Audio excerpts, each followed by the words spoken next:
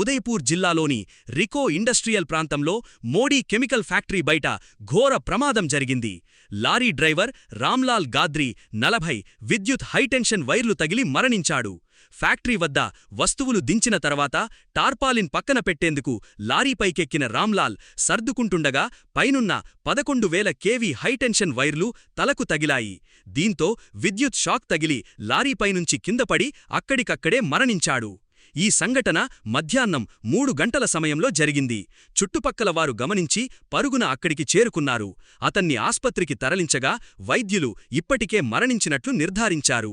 మృతుడి కుటుంబ సభ్యులు అక్కడికి చేరుకుని బోరున విలపించారు.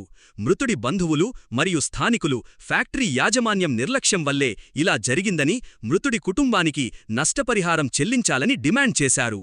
ఈ ప్రమాద ఘటనకు సంబంధించిన వీడియో సోషల్ మీడియాలో తెగ వైరల్ అవుతోంది. నెటిజన్లు వివిధ రకాలుగా స్పందిస్తున్నారు. ఈ సంఘటన చిన్న తప్పు మరణానికి ఎలా దారితీస్తోందో చూపిస్తోంది. విద్యుత్ వైర్లు లారీలకు సమీపంలో ఉండటం వల్ల ఇలాంటి ప్రమాదాలు జరుగుతున్నాయని స్థానికులు ఆరోపిస్తున్నారు. పోలీసులు కేసు నమోదు చేసి విచారణ చేపట్టారు.